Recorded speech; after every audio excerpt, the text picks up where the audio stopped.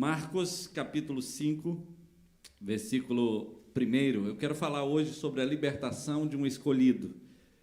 E esse texto é um pouquinho grande, mas eu quero lê-lo todo, até o versículo 20, porque aí a gente tem a noção da história toda, porque essa história é muito poderosa, muito interessante, e precisa ser vista na totalidade para ficar mais clara para nós.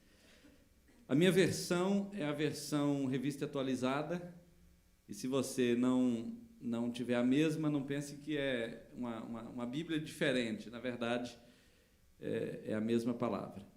Entrementes chegaram à outra margem do mar, a terra dos Gerazenos.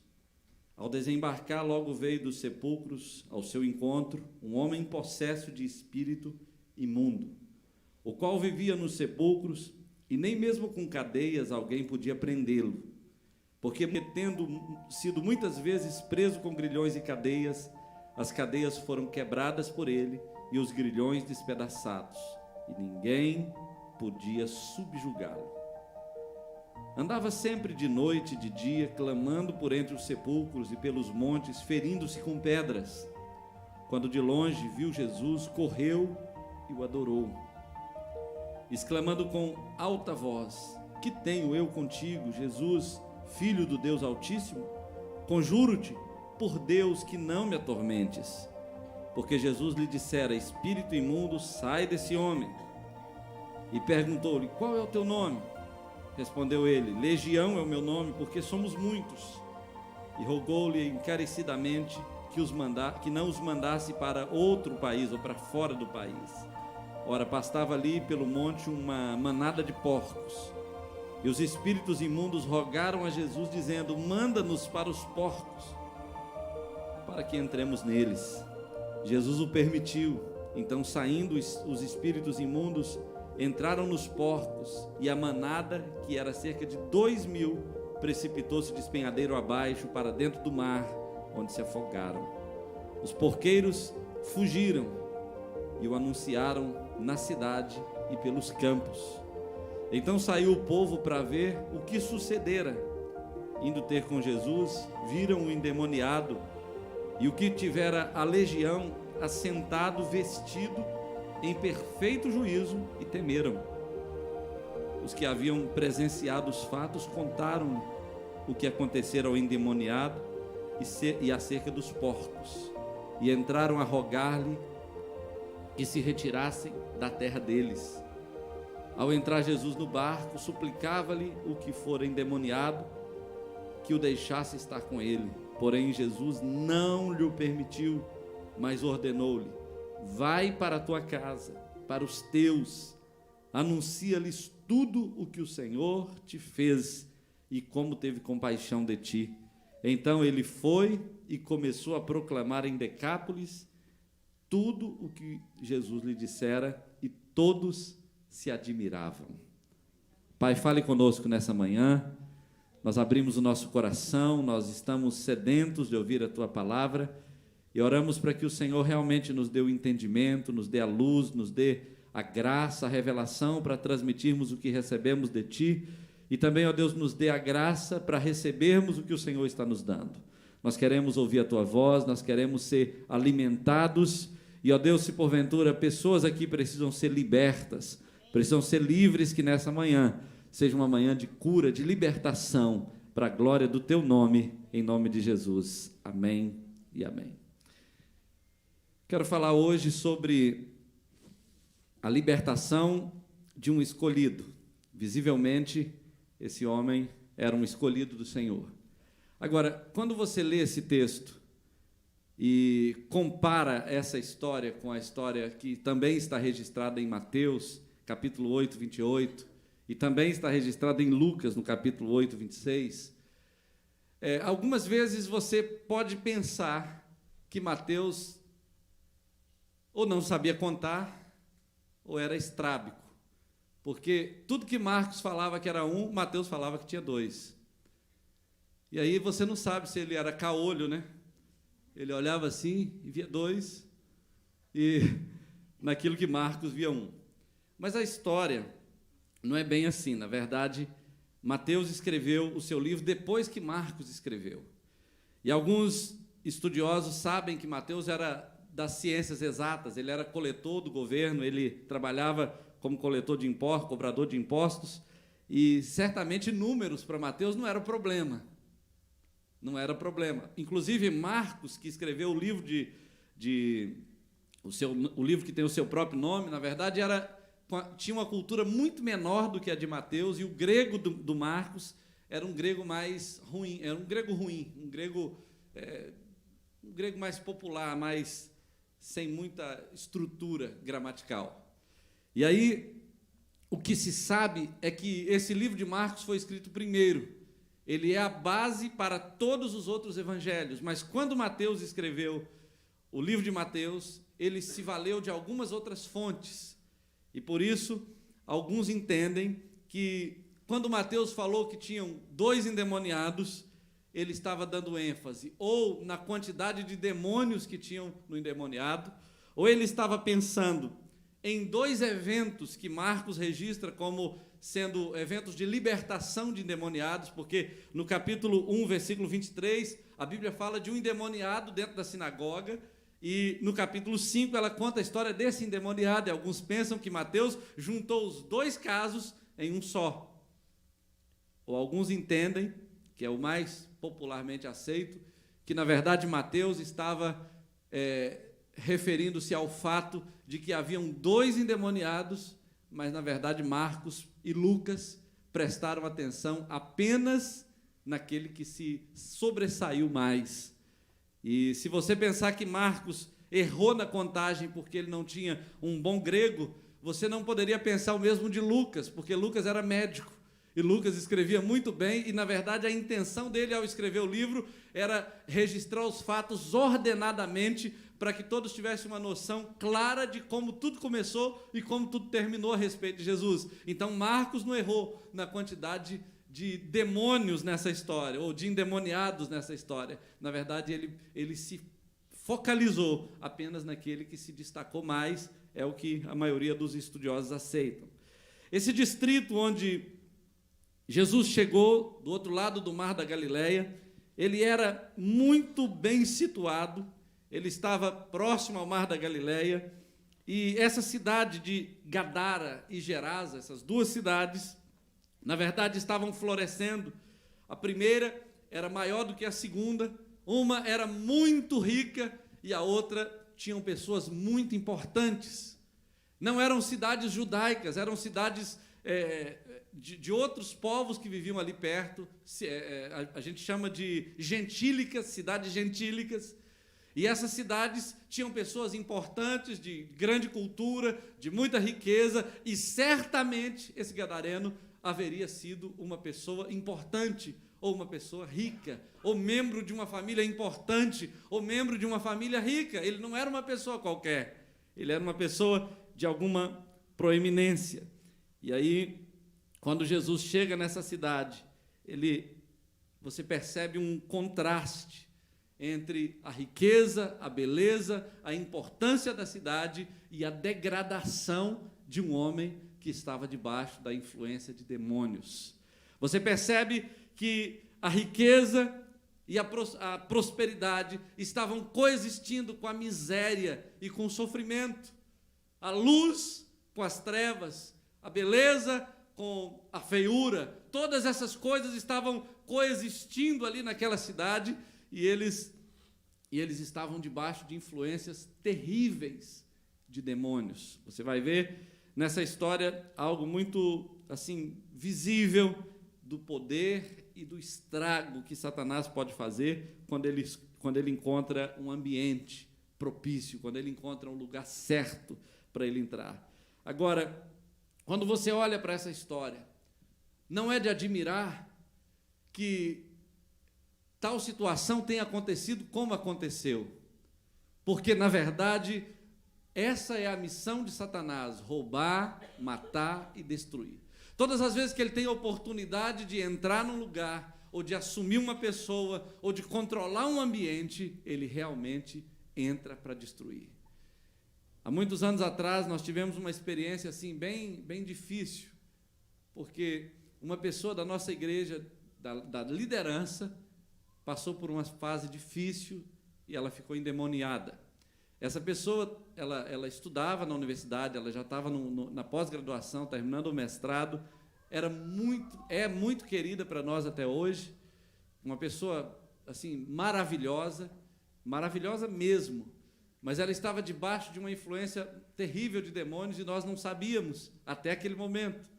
E nós a deixamos na nossa casa, o Mateus era pequeno, e ela então entrou no quarto e foi lá a mando do próprio Satanás para matar o Mateus. Ele era bebezinho e ele estava com a mamadeira na boca, dormindo assim, mamando. E aí nós chegamos, ela estava lá. Deus falou, volta para casa correndo, e nós chegamos. E quando nós chegamos, ela estava lá lutando para não fazer o que o diabo estava mandando, e ele empurrando ela para fazer, e ela chegava perto, mas não conseguia tocar nele. Uns dias depois que essa menina passou por um processo de libertação, então, uma pessoa que nós não conhecíamos, lá de São Paulo, falou assim, olha, meu servo, eu mandei um anjo para ficar entre o seu filho e aquele demônio, porque ele queria destruir sua família, ele queria matar seu filho, mas eu não permiti. Naquela experiência que nós tivemos, dias antes, nós tínhamos orado na cidade, colocado todas as autoridades, prefeito, o chefe da polícia, deputado estadual, federal, vereadores, essa raça toda, colocamos eles todos de joelho e pedimos para eles confessar que Jesus era o Senhor. Foi isso que nós pedimos. E quando passaram umas 2 semanas, aconteceu essa situação, e essa menina estava nessa situação de opressão, de demônios. Então o demônio falava na boca dela assim, olha, nós estamos aqui há mais de 100 anos nessa cidade. Nós controlamos o orgulho e a soberba naquela universidade.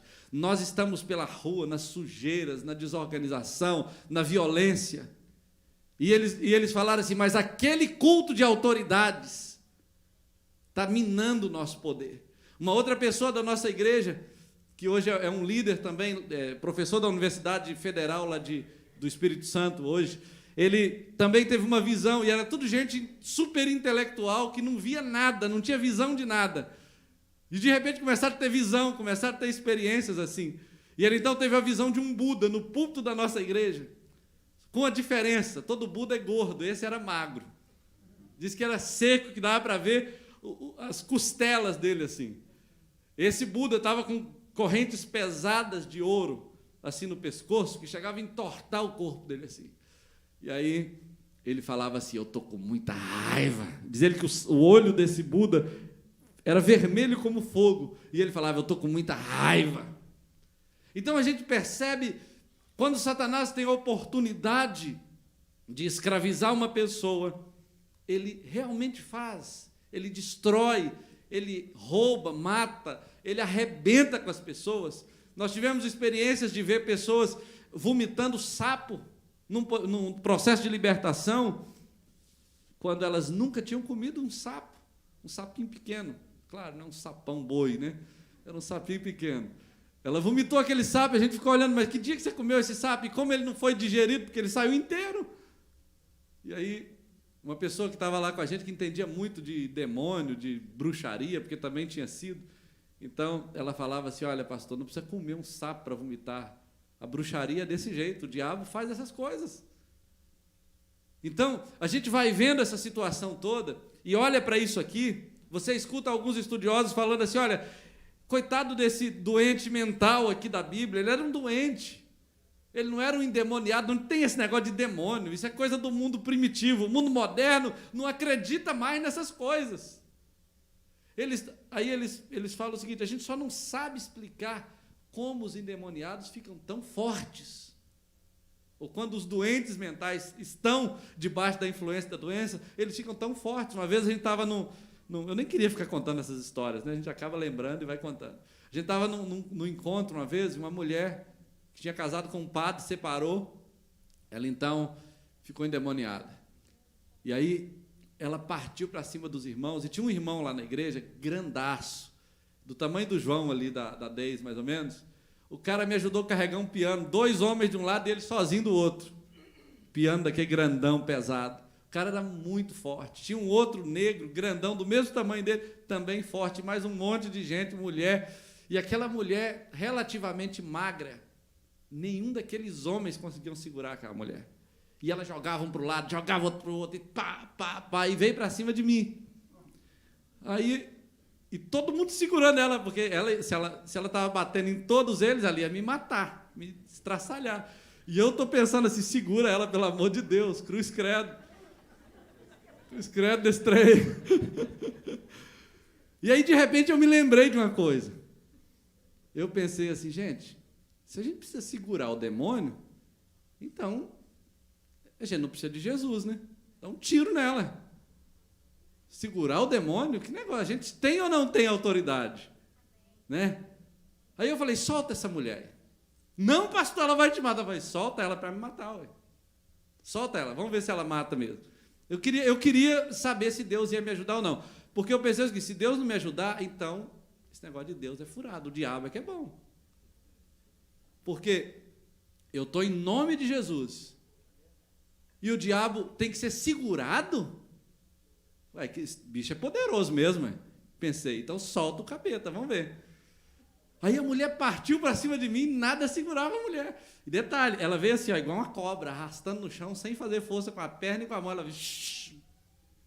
Falei, deve ser uma naja, ou uma ninja. E aí, quando essa mulher chegou, um zoião regalado, assim, dobro do tamanho do olho dela, e chegou bem pertinho de mim, faltando talvez assim 1 metro de distância, ela parou e não conseguia ir mais. E ela ficava assim, e tentando ir, parecia que tinha uma parede de vidro. Aí, naquele momento, eu falei, esse negócio de Deus funciona mesmo. Deus é poderoso mesmo. Aí eu falei, sai dela. Aí ele saiu. Eu falei, por que ninguém fez isso antes? Um sai, não sai, amarra, desamarra, pega, solta, vai, fica. Aí o diabo faz a festa. Aí eu falei, sai dela. Em nome de Jesus, saiu. A mulher ficou liberta. Então, queridos, quando Satanás tem a oportunidade de oprimir, ele oprime, ele escraviza. Nós não sabemos as razões pelas quais o gadareno ficou endemoniado. Nós não sabemos. A Bíblia não diz. E nós aprendemos na hermenêutica que onde a Bíblia não tem voz, nós não podemos ter ouvidos. Se Deus não fala, se a Bíblia não diz, se a história não conta, nós não podemos inventar. Tem gente que falou que o endemoniado que o gadareno ficou endemoniado porque ele cuidava de porcos. E porcos eram proibidos para os judeus. Mas ele nem era judeu. Então ele não estava debaixo dessa regra. Ele não era endemoniado por isso, tinha que ter alguma razão. Então a Bíblia não diz qual é a razão que ele ficou endemoniado. Mas a Bíblia diz qual é a razão que causa opressão nas pessoas de forma geral. E aí, se eu não consigo achar na história dele, eu posso encontrar na Bíblia fundamentos para entender por que uma pessoa fica debaixo de opressão de demônios, crente ou não. E aí, é claro que os pais da igreja não acreditavam. E eu também não acreditava que crente fica endemoniado. Agora, depois que eu comecei a expulsar demônio de crente, de líder, de liderança para todo lado, aí eu comecei a falar assim, nem tudo os pais da igreja sabiam. Eu sei que alguém que vai me ouvir isso aqui vai me esconjurar agora. Mas a grande questão, não é possível um crente ficar endemoniado, até você orar e os demônios manifestarem nos crentes. Uma vez eu preguei numa igreja, há muitos anos atrás, quando eu estava começando, e manifestou demônio em tanto crente na igreja, que eu fiquei em dúvida se era o Espírito Santo ou se era o espírito imundo. Porque demônio falando língua, demônio rolando, demônio profetizando, demônio rodando a baiana. Já viu o demônio rodar a baiana na igreja? E aí, você vai, põe a mão nele, manifesta demônio. Nem todo mundo que roda assim está cheio de demônio. Nem todo mundo. Nem todo mundo. Tem uns que estão cheios de Deus. Mas entenda, algumas vezes, até na nossa igreja, nós colocamos a mão, manifestou um demônio, e aí a pessoa começou a amaldiçoar todo mundo. Ela estava abençoando, mas depois que o demônio manifestou, ela começou a amaldiçoar, e amaldiçoar, e amaldiçoar, e falar palavras horríveis. E aí manifesta aquele demônio, e a pessoa volta à consciência. Então, quais são os motivos pelos quais as pessoas ficam endemoniadas? Vou te mostrar alguns rapidinho para a gente voltar para essa história. A primeira delas é pecado. Pecado, de forma geral, chama os demônios, porque pecado é alimento de demônios. Demônio se alimenta de pecado. Tem até uma paráfrase de que a serpente de Gênesis é o dragão de Apocalipse. A Bíblia até fala que o dragão, a antiga serpente, ela se manifesta como serpente lá no Jardim do Éden, mas se revela como dragão lá no Apocalipse. E aí eles dizem, de tanto se alimentar de pecado, a serpente virou dragão. Porque o pecado é a comida de Satanás. Assim como o açúcar atrai a formiga, da mesma maneira o pecado atrai demônios. Você não precisa falar, Satanás, vem para minha casa. Começa a pecar que ele vai. Começa a dar lugar ao diabo, começa a trazer aquilo que ele gosta, que ele vai. Da mesma maneira, você não precisa ficar chamando o Espírito Santo, vem. A Bíblia fala o seguinte, que quando você se santifica, a Bíblia fala assim, sem santificação ninguém verá o Senhor. Todo mundo pensa que se você não se santificar, você não vai ver Deus. Mas a questão é a seguinte, se você não se santificar, ninguém verá Deus em você. Porque a santidade traz Deus para você. A santidade atrai a glória de Deus. A Bíblia fala, santificai-vos hoje, porque amanhã eu farei maravilhas no meio de vós. Da mesma maneira, o pecado, ele traz Satanás. E a Bíblia fala em Tiago 1,5, que a cobiça dá à luz o pecado, e o pecado consumado gera morte. Então, a cobiça é a avó, o pecado é o filho, e a morte é o neto. É uma geração de desgraça. Você cobiça, peca e morre. E esse estado de morte é o estado onde Satanás gosta de habitar. Bom, mas tirando essa questão genérica do pecado, uma das coisas que que atrai Satanás é a própria mágoa. E a Bíblia fala lá, o apóstolo Paulo fala, eu esqueci de colocar o texto aqui, esqueci agora, ele fala assim, a quem perdoastes, eu também perdoo. Ele fala nesse termo, olhando para uma questão da disciplina na igreja, mas ele fala que devia fazer isso para que não dessem ocasião a Satanás. Ou seja, quando você não perdoa, quando você guarda mágoa no seu coração, você dá ocasião a Satanás. E a questão é o seguinte, entenda uma coisa, é exatamente por isso que a Bíblia diz que quando alguém te ofende, é o ofendido que se humilha e pede perdão para o ofensor, porque o ofendido nem sempre sabe que ofendeu, mas o que está ofendido é que fica magoado, e porque ele fica magoado, Satanás encontra espaço para colocar minhoca na cabeça dele e fazê-lo pecar. E quando isso acontece, Satanás então vem e vai adoecendo, vai entristecendo, vai deprimindo, vai aleijando a fé dessa pessoa até que ela não consiga caminhar mais. Uma outra coisa que atrai demônios é a feitiçaria. E aí, olhando para essa palavra, ninguém aqui se aplica a isso. Estão enganados. Porque a Bíblia fala em 1 Samuel 15 que a desobediência e a rebelião é semelhante à feitiçaria e ao culto de ídolos. Então, a Bíblia está dizendo o seguinte, se uma pessoa está lá num terreiro de macumba, invocando os mortos, fazendo bruxaria, desejando a morte dos outros, a desgraça e a destruição dos outros, e você está aqui dentro da igreja desobedecendo e sendo rebelde, você e o feiticeiro são iguais. Porque para Deus não é o ato em si, mas na verdade é a própria rebelião contra Deus. Não importa se essa rebelião é contra uma autoridade ou se é uma rebelião manifesta numa feitiçaria. Se o cara está lá como um irmão da nossa igreja que rasgava o pescoço da galinha no dente assim, e bebia o sangue dela, esse ato é nojento, mas a desobediência também é nojenta. É ou não é? Sim ou não? O que você acha? Um filho falar assim, você não manda em mim, pai. Você não tem nada com a minha vida, eu não pedi para nascer. Eu te odeio. O que você acha? Isso é gostoso ouvir? Para Deus também não. Para Deus também não é. Então, da mesma maneira, A feitiçaria, ela pode ser manifesta como um ato de bruxaria ou como um ato de desobediência e de rebeldia. Por isso, muitas pessoas estão debaixo de opressão de demônios e não sabem. Uma outra coisa que traz Satanás para dentro da pessoa é a avareza. Ah, não, pastor, isso aí não. Isso aí não. Olha só, a Bíblia fala em um exemplo simples, mas tem outros. A Bíblia chama a avareza de idolatria. Se você não sabe, tem muito crente idólatra, porque a avareza é amor ao dinheiro. Todos nós precisamos do dinheiro. Todos nós. Não tem ninguém aqui que não precisa, incluindo eu.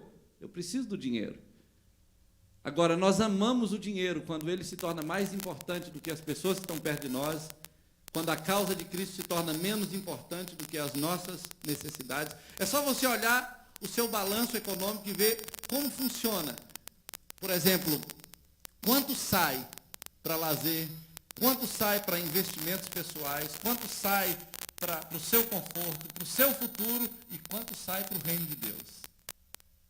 Aí você vai ver onde está o teu coração. A Bíblia fala, onde estiver o teu tesouro, aí estará o teu coração. E tem um caso específico, que é o caso de Ananias e Safira. A Bíblia fala o seguinte, quando eles tentaram enganar o apóstolo Pedro, e vieram dizendo que venderam a propriedade por tanto, e na verdade tinha vendido por tanto, a pergunta de Pedro para aquele casal foi o seguinte, por que deixaste Satanás encher o teu coração, mentindo contra o Espírito Santo?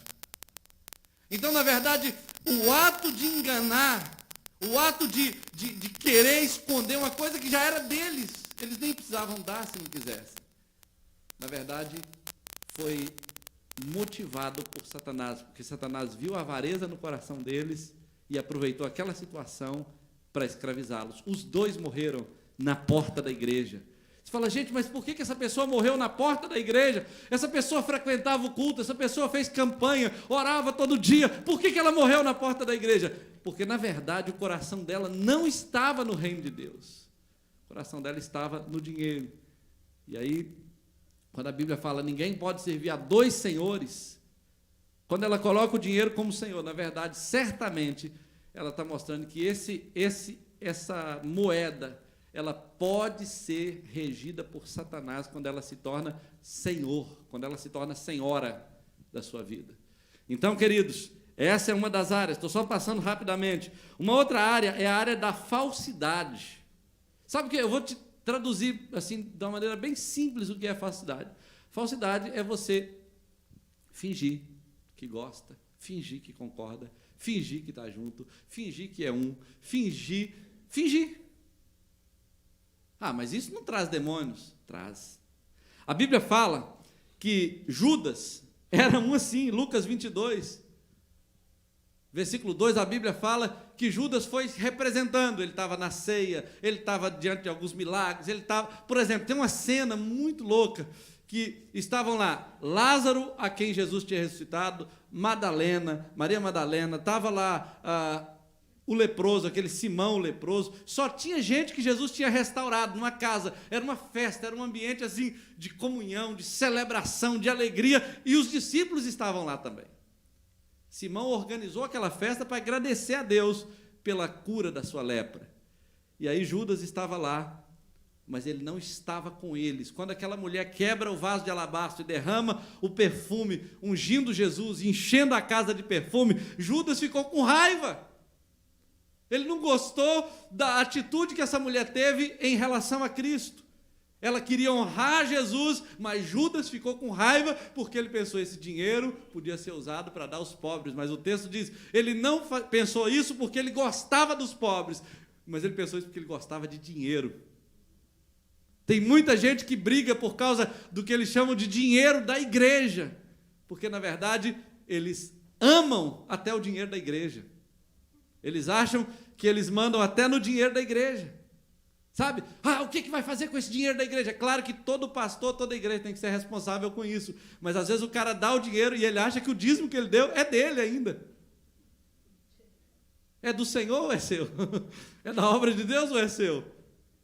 Então, isso tudo é porque a avareza ainda está no coração da pessoa. E aí, a Bíblia fala que quando eles estavam na mesa, sentados na Santa Ceia, Satanás encheu o coração de Judas. E ele saiu para vender Jesus. Ele gostava tanto de dinheiro que vendeu Jesus. Barato ainda. Vendeu pelo preço de um escravo. 30 moedas de prata. E aí a Bíblia diz que ele se arrebentou. Então, a falsidade de Judas acabou trazendo Satanás. E aí, outra coisa que traz dúvidas, que traz demônios, é a dúvida. E aí você fala, dúvida não traz não, pior que traz. A Bíblia fala que quando Jesus foi tentado, Satanás trabalhou na dúvida com ele, se és filho de Deus, ele começou a tentar trabalhar com dúvida, não deu certo com Jesus, mas deu certo com Eva. A Bíblia fala que ele foi negociando com Eva, é assim que Deus disse, não sei o quê, e ela foi titubeando e Satanás entrou. E tem um texto em Romanos, capítulo 14, versículo 22, que fala assim, bem-aventurado aquele que não se condena naquilo que aprova. Você aprova certas coisas, e essas coisas que você defende a unhas e dentes, podem estar erradas. Você aprova, mas Deus não aprova. Você concorda, mas Deus discorda. Você ama aquilo e você tem certeza que aquilo é a vontade de Deus, porque te faz bem, você gosta, mas Deus não está nisso. Tem muitas coisas que acontecem assim. Esse mundo moderno, né, esse mundo realmente moderno, ele está relativizando praticamente todas as verdades. E aí os crentes estão nadando de braçada nesse negócio, porque está ficando mais gostoso ser crente, dá para ser crente e fazer tudo que a gente quer. Isso é um céu, não é verdade? É um céu, você pode ser crente, faz tudo que quer, e Deus concorda com tudo, e Deus abençoa tudo, e o cara fala, eu fiz tudo errado, e Deus está só me abençoando, glória! Só que não. Eu tenho uma pregação onde eu vou pregar aqui, parece céu, mas é inferno. Parece céu, mas não é não. Então, queridos, bem-aventurado é aquele que não se condena naquilo que aprova. Você aprova, mas você pode estar sendo condenado por aquilo que você aprova. É claro que ele está falando sobre comida ali, e sobre cerimônias, mas entenda uma coisa, esse princípio é muito mais amplo do que a gente imagina. Uma outra coisa que traz demônios, aí você vai ficar bravo comigo. Por favor, não fica por enquanto, não. Depois que eu terminar, você pode ficar. Embriaguez. Não. Olha só. 1 Pedro fala assim, sede sóbrios. O diabo, vosso adversário, anda em derredor, rugindo como leão, buscando a quem possa tragar. Por que ele fala sede sóbrios? Vou te dar só um ponto de vista sobre a embriaguez. Hoje eu não vou falar sobre bebida, não. Pode ficar tranquilo. Mas se você quiser saber sobre isso, eu posso te mostrar na Bíblia que não é pecado beber, mas Deus não aprova que você beba. Não é pecado. A Bíblia não diz que é pecado, mas Ele não aprova. E eu creio que o vinho que Jesus multiplicou tinha álcool, mas a Bíblia não diz que Ele bebeu. A Bíblia não diz que Ele bebeu. Mas não vou falar de bebida. O texto fala sede sóbrios por uma razão muito simples. Você é a imagem e a semelhança de Deus. A Bíblia dizia que o sacerdote nunca podia beber e nem o nazireu. Quem era sacerdote? Quem representava Deus. Quem era o nazireu? Quem era consagrado a Deus. A Bíblia fala em 1 Pedro que todos nós somos sacerdotes.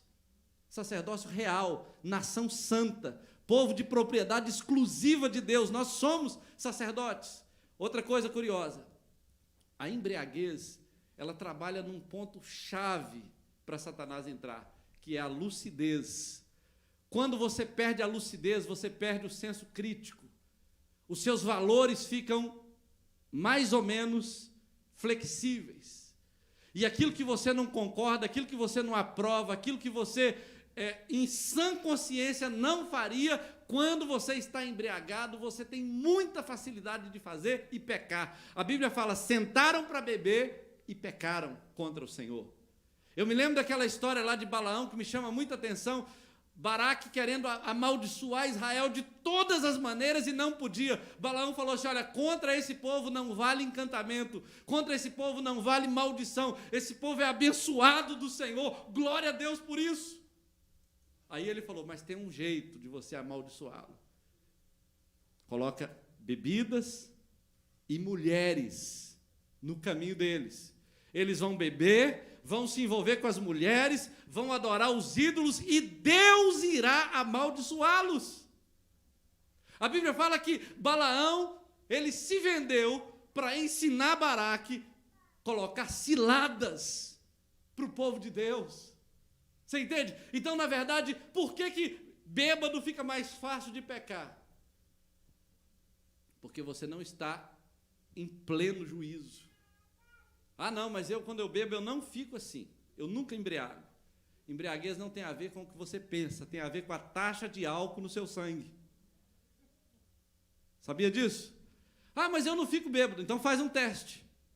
Faz um teste de direção, de equilíbrio, de consciência e faz um teste no seu sangue. Se a medicina disser que você está embriagado, o que você diz não conta. Se você estiver num trânsito, estiver batido, tiver tomado um pouco, por exemplo, aquela dose que o padre toma para celebrar a ceia, de acordo com os peritos do Brasil, depois que ele toma aquela ceia, ele não pode dirigir, porque pela quantidade de álcool que ele toma, é uma taça de álcool, ele já está embriagado e ele não tem condição de dirigir, mas ele dirige assim mesmo. Ele toma a garrafa de 5 litros, normalmente. Então, mas eu não tenho nada contra a sua vida. Fique à vontade, faz o que você quiser, porque, na verdade, no céu, a gente conversa. Né? Isso não é da minha conta, eu só estou dizendo o que eu penso. Não sei nem se essa igreja pensa isso. Né? Agora, outra coisa importante, que traz Satanás para perto, a incontinência sexual. A Bíblia fala, por exemplo, em 1 Coríntios 5:7, o seguinte, olha, para que Satanás não vos tente. A ideia é o seguinte, se você se apartar da sua mulher por longo tempo, a não ser que seja por um período de consagração, de jejum, em mútuo consentimento, você concorda, a sua mulher concorda, dá uma afastada temporariamente e volta, porque se continuar, vocês serão tentados por Satanás. Então, a chave de Deus é o seguinte, até um casal crente que está se consagrando a Deus, tem que terminar logo essa consagração e voltar para a prática da intimidade sexual, porque Deus não te casou com essa mulher, com esse marido, para ficar jejuando a vida inteira. Satanás vai gostar desse negócio, tá jejuando, né? Vou mostrar para você uma bênção. Aí começa a memória, a mente começa a trabalhar, a televisão. Né? O cara, daí a pouco, ele não pode ver nem perna de mesa, que ele já está sendo tentado. Sério mesmo? É ou não é? Senhor, não estou entendendo, minha carne não é o diabo, não. Na verdade, queridos, é só uma questão fisiológica mesmo. Né? Você foi casado e você precisa ser uma só carne com a sua mulher. Então, uma coisa que nós precisamos saber é o seguinte, você pode até resistir à tentação, mas você não pode vencer a possessão. Esse homem foi tentado, esse homem certamente deu lugar a Satanás, esse homem abriu brechas para Satanás, de alguma maneira Satanás entrou e escravizou. E depois que escravizou, ele não conseguiu sair mais. Ele precisou ser liberto. Agora, tem uma coisa nessa palavra, queridos.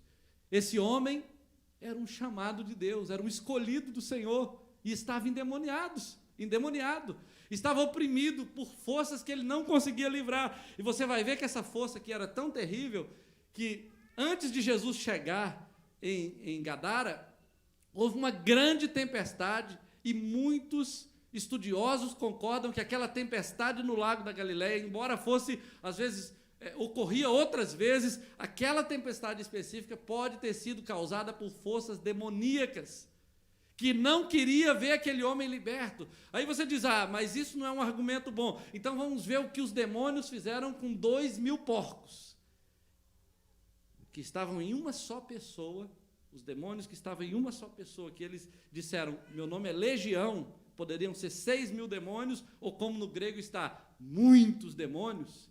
Essa quantidade de demônios entrou em 2.000 porcos e destruiu todos eles, de uma forma rápida. Eles foram precipitados no mar e se afogaram. Então, queridos, eles eram terríveis, eram fortes. A Bíblia fala que a cidade tentou ajudar esse homem, e mesmo tentando prendê-lo com cadeias, eles não puderam ajudá-lo. Então, eram demônios terríveis, ninguém conseguia ajudar esse homem. A sociedade tenta nos ajudar de várias maneiras, mas existem certas necessidades que só Jesus pode promover a cura e a restauração. Então, haviam 3 forças operando ali. Uma delas era Satanás, a outra era a sociedade tentando ajudá-lo. E Jesus chegou para resolver aquela situação. Nós precisamos lembrar que, embora ninguém pudesse ajudá-lo, Jesus não estava incluído nessa lista, porque Jesus ainda não tinha chegado ali. E quando ele chegou, as coisas mudaram.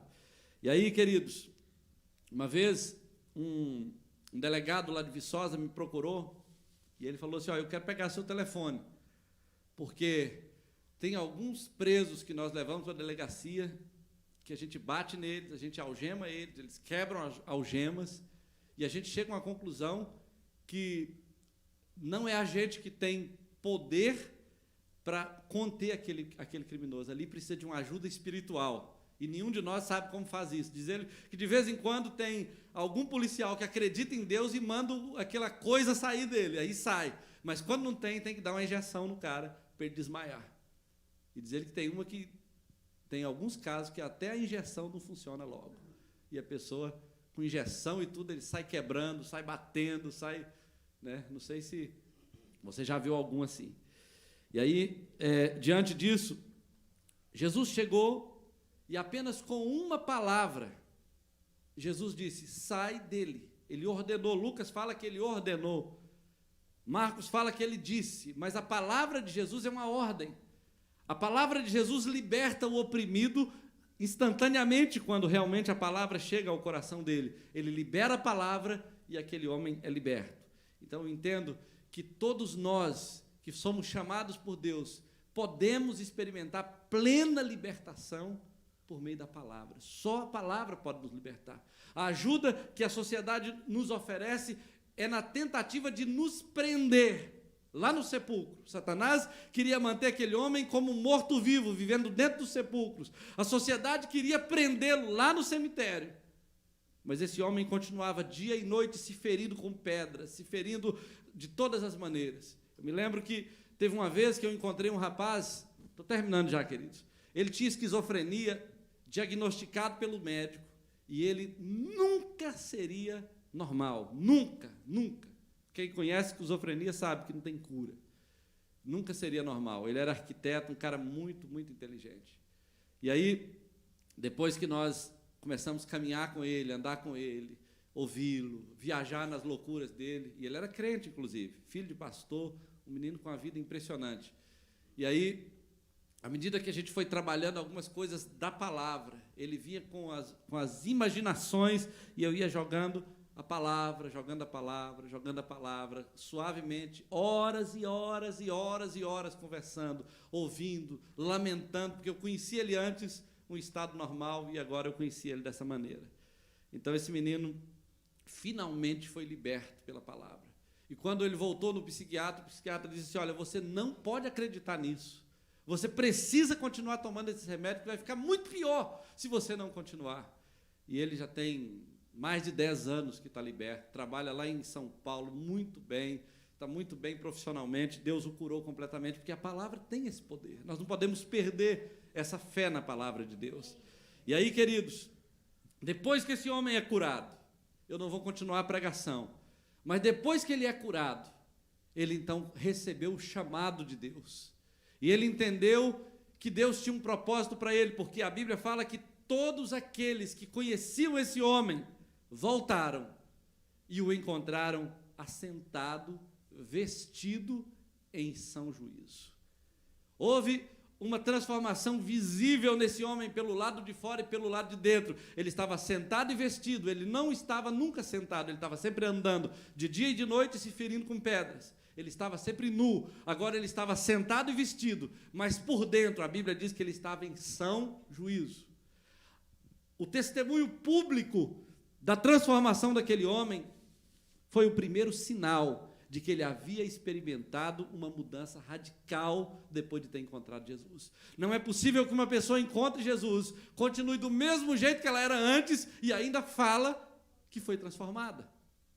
Não tem sentido. Esse homem foi realmente transformado por dentro e por fora, e isso é visível. Uma outra coisa é que ele teve uma renovação no seu espírito.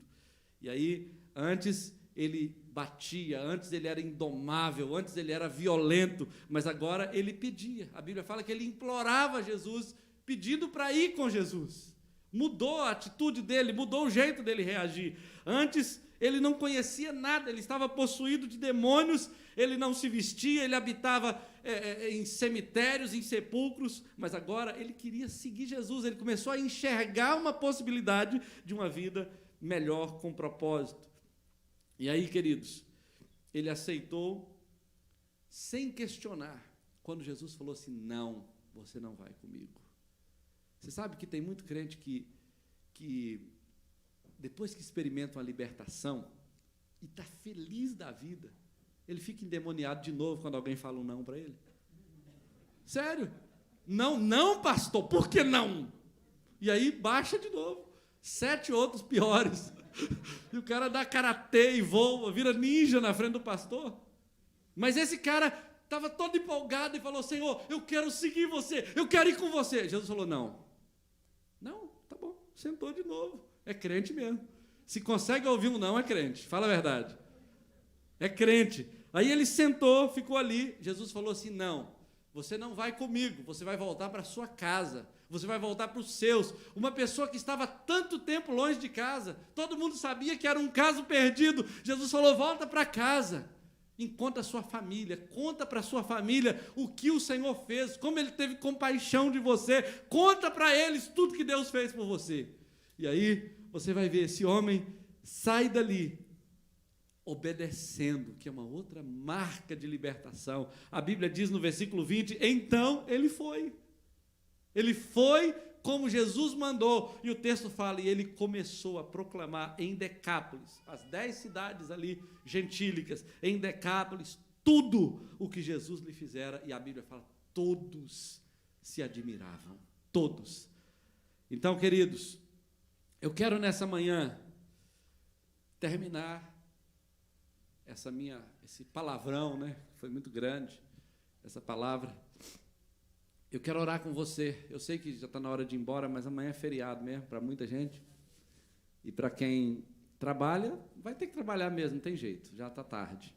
Então vamos ficar de pé, nós vamos orar. Nós vamos orar. Você tem ali nessa história, Satanás querendo destruir completamente. Você tem a sociedade querendo prender. E você tem Jesus querendo livrar. Nós precisamos olhar para Jesus. Nós precisamos experimentar esse relacionamento de cura, de libertação. Tem uma canção que a Luciane compôs há muitos anos atrás, que ela não gosta nem que eu falo, porque ela não gosta de falar que ela compôs e não gosta de cantar sem ensaiar. E muito menos quando o povo nunca ouviu falar da música. Mas eles vão aprender rapidinho. Eu sei que aprende. Músico pega a música no ar, assim, ó. E eu sou um bom maestro. Eu vou ensinar vocês. Nós vamos orar com aqueles que precisam de cura e libertação. E se você, talvez, se você não quiser nem vir aqui à frente, não precisa, mas tenta não ir embora. Só mais um minutinho. A música é assim, Jeová Rafá, o Deus que cura. Aí nós vamos ensaiar o coro dela primeiro. Vocês vão aprender rapidinho. É assim, ó. Jeová Rafá. Você também vai aprender, vem cá. Todo mundo. Jeová Rafá, Jeová Rafá, Jeová Rafá. Aprenderam? Deus que me cura. Ela esqueceu também. Você aprende também. Vamos começar pelo coro. Ela é assim, ó. Jeová Rafá, Jeová Rafá, Jeová Rafá. Deus que me cura. Difícil? Não é não. É difícil. Vamos ensaiar, ver se fica bom. E você aprende a tocar também, varão. Você é inteligente. Pega de ouvido aí. Se for assembleiano, pega de ouvido.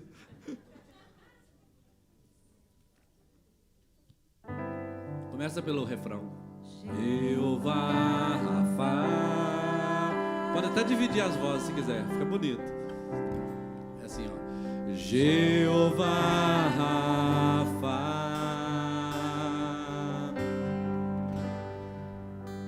Jeová Rafa.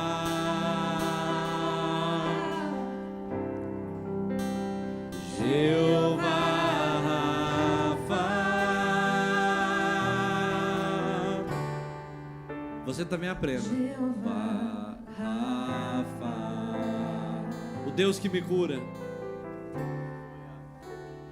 Deus que me cura. Aprenderam, né? Com certeza. Vamos de novo? Depois você pode cantar ela toda. Jeová Rafa.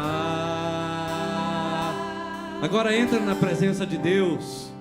Se você precisa de cura, apresente a Deus o que está te oprimindo, te escravizando. Jeová Rafa. Aleluia. Jeová Rafa.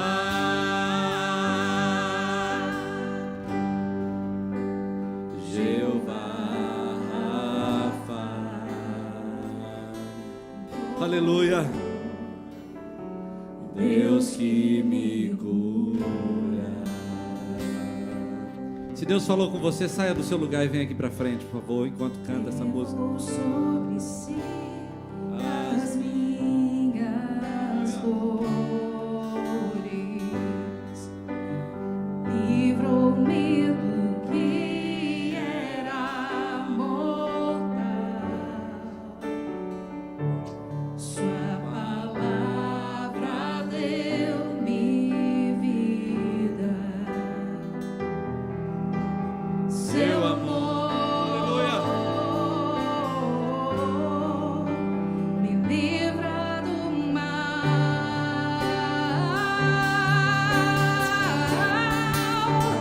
Jeová Rafa. Declare nessa manhã, em nome de Jesus. Jeová Rafa.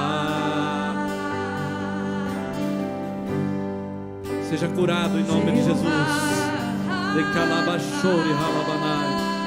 Aleluia. Jeová Rafa. Oh, aleluia. Jeová, Jeová, Jeová Rafa, Deus que me cura. Senhor, nessa manhã nos colocamos diante da Tua santa presença.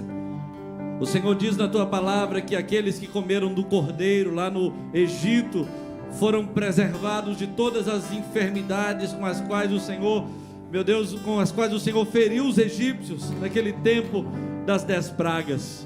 Ó Pai, nós cremos que o Senhor é um Deus que cura. Nós cremos que nas Tuas mãos estão todo o poder para curar, para libertar, para salvar aqueles que estão debaixo de escravidão de Satanás, seja por meio de enfermidade, seja por meio de pecados, de hábitos pecaminosos, seja, Deus querido, por conta de opressões mentais, psíquicas, físicas, emocionais. Ó Deus, na autoridade do Teu nome, nós clamamos, ó Pai, para que o Senhor toque essa igreja com o Teu poder.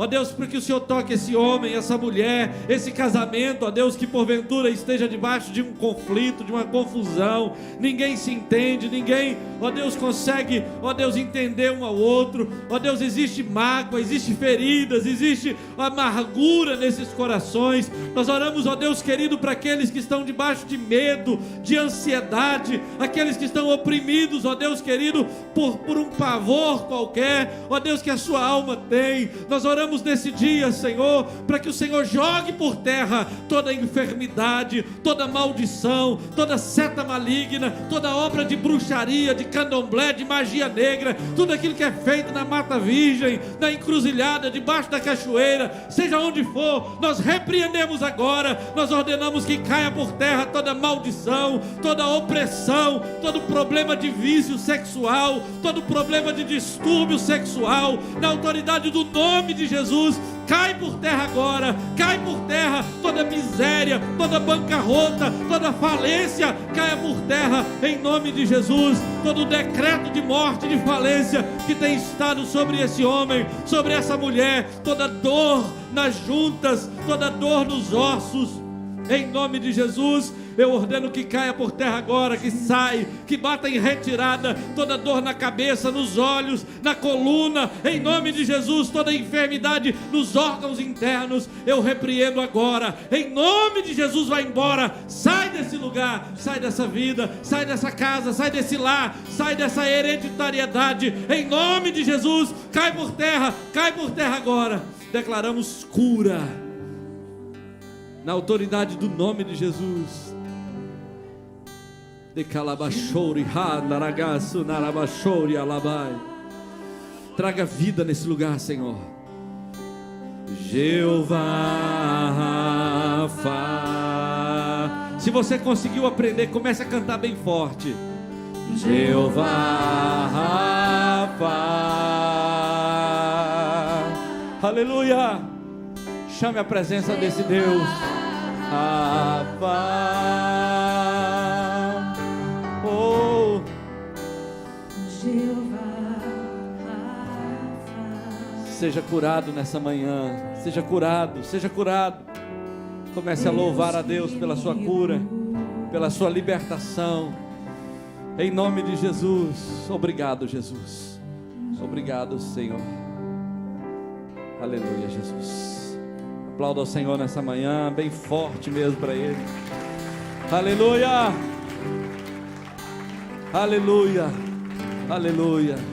Em nome de Jesus, pode voltar para o seu lugar. Volte curado. Se Deus realmente operou um milagre na sua vida, depois conte, vem aqui na frente, testemunhe em outros cultos o que Deus está fazendo, porque Deus é fiel. Deus te abençoe. Devolva a palavra ao pastor André. Obrigado, gente, vocês brilharam. Graças a Deus, querido, que manhã maravilhosa. O Senhor impactou as nossas vidas aqui nessa manhã. Deus abençoe, pastor. Graças a Deus, queridos. Vamos estar orando, encerrando o nosso culto. Fique de pé, por favor. Maravilha, glória ao Senhor. Deus seja louvado, querido. Que essa palavra perdure no seu coração essa semana, né? Vamos ter as nossas células aí durante a semana, os nossos grupos familiares. Assista mais uma vez essa mensagem, já está no YouTube, né? Vamos remoer isso aí e fazer com que essa palavra de fé entre nos nossos corações, amém? Jeová é um Deus que cura, é um Deus de milagres. Não importa o tamanho do seu problema, o nosso Deus sempre será maior, amém? Curva a sua cabeça. Querido Deus, queremos te agradecer, Senhor, por esta manhã de poder, por esta manhã de milagres, Senhor, por esta manhã que o Senhor falou aos nossos corações, o Senhor falou às nossas vidas. Continue, Senhor, a nos abençoar durante essa semana, Senhor, nos fortalecendo, Senhor, nos dando graça, Senhor, no trabalho, na escola, onde quer que nós estejamos, Senhor, que nós possamos ser testemunhas vivas do Teu Evangelho, testemunhas vivas, Senhor, do cristianismo, Senhor, que possamos ser tipos de Cristo, Senhor, mostrando a luz da palavra através dos nossos atos, das nossas atitudes, em o nome de Jesus. Ser com Teu povo, dá uma semana abençoada, uma semana de vitória, em nome de Jesus. Que o amor de Deus, nosso Pai, as doces consolações do Espírito Santo e a graça do nosso Senhor Jesus Cristo seja sobre nós para todos sempre. Amém. Deus abençoe a sua vida.